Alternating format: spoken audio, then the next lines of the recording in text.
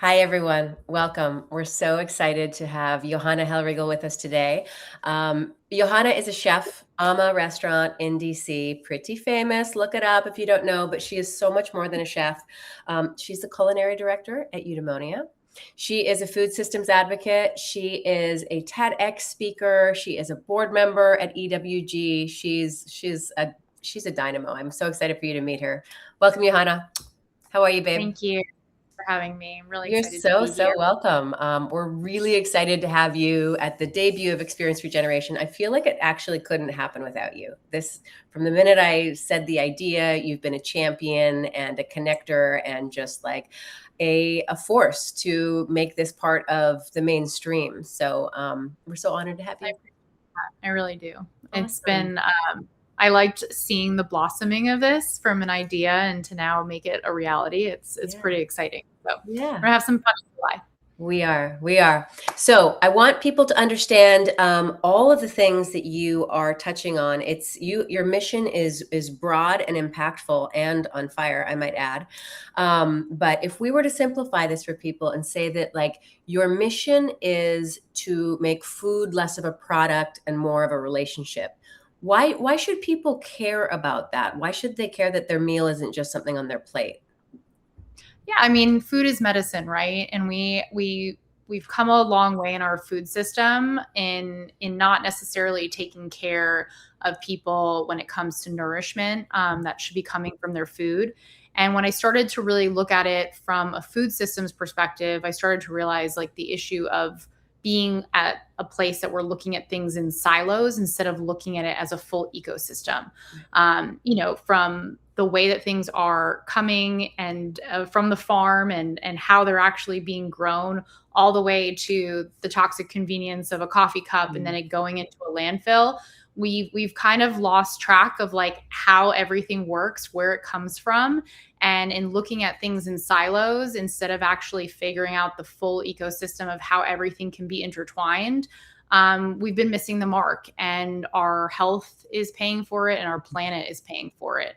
So that's extremely passionate thing that I really care about. And, it goes all the way into conversations about water, soil, plastic, just being very mission driven in this I'm a mom on a mission. I really want to see a better future for my son.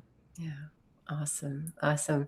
So when we think about food on a plate and understanding that there's so much more, that there are concentric circles that went into the creation of that food on your plate, how is that a metaphor for how we should be living our lives more generally?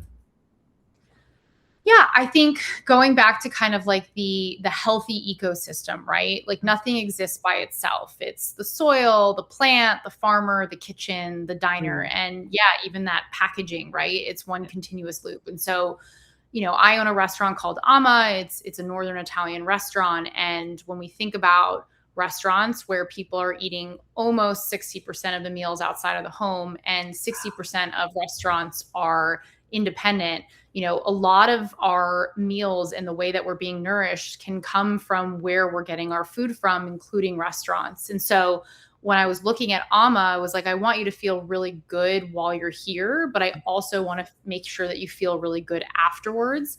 And I wanted to also make sure that I was voting with my dollars in the way that we were sourcing and making sure that I was taking care of farmers, people, planet, and everything else. And that's really where the plastic conversation became something that's very passionate for me.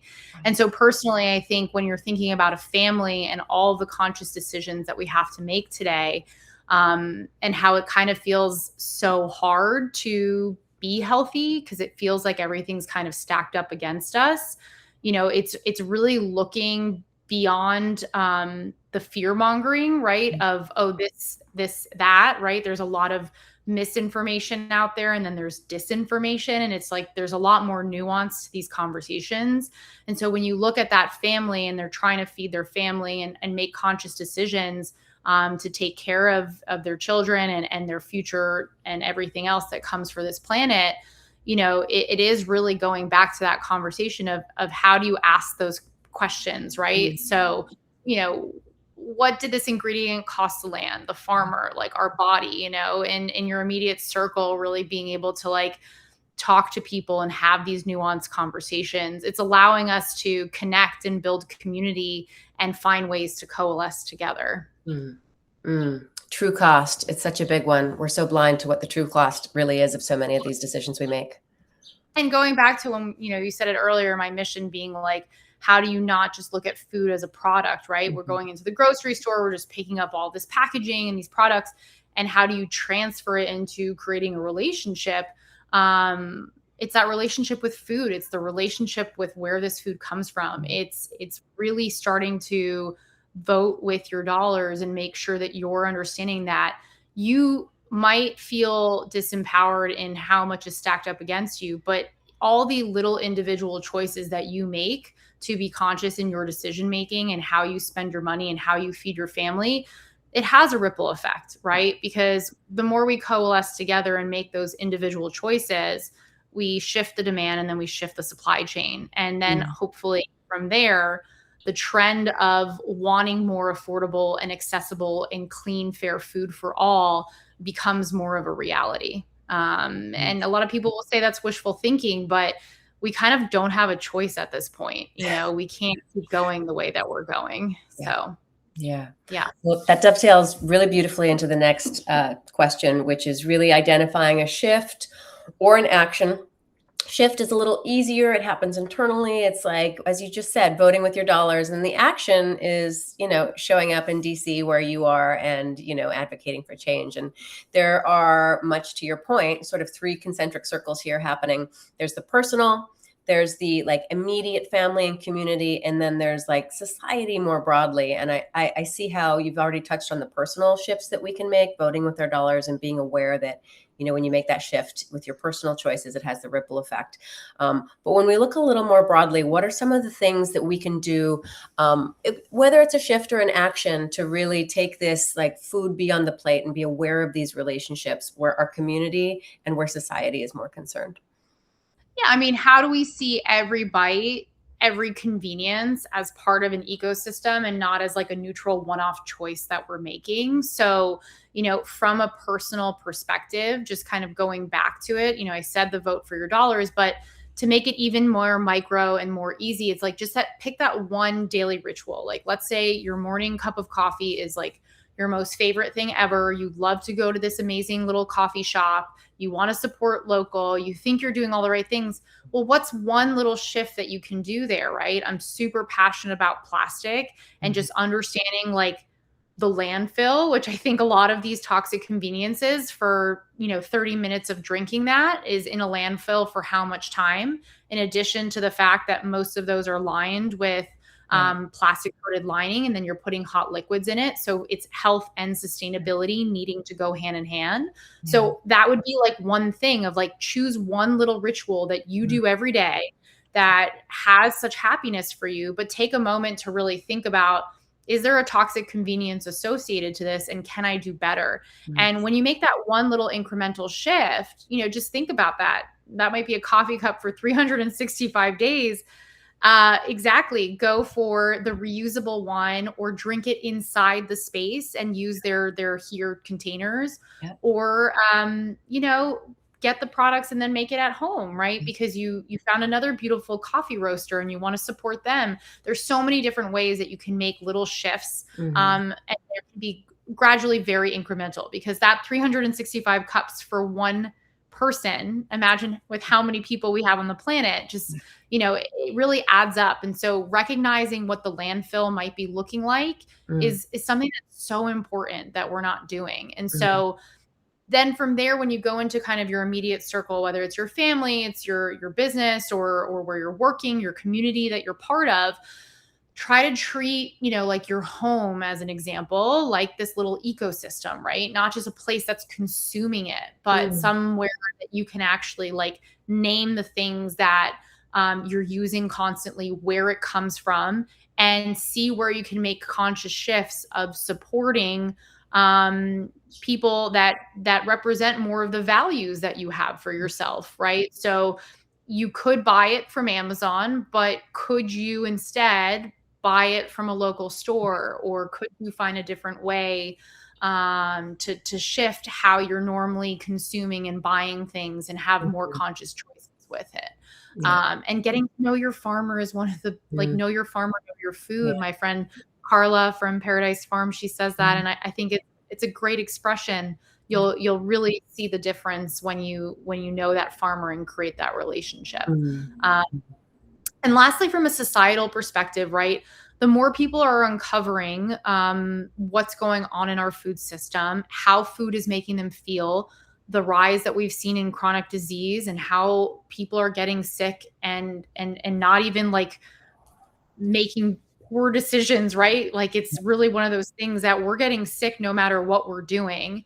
And so that is one of those things that once you start to peel back, and, you know, I'm a board member of the environmental working group, and even what I've seen, for example, with paraquat, right, which is a pesticide that's banned in 70 countries, including the country that makes it, which is China. And we are still using it.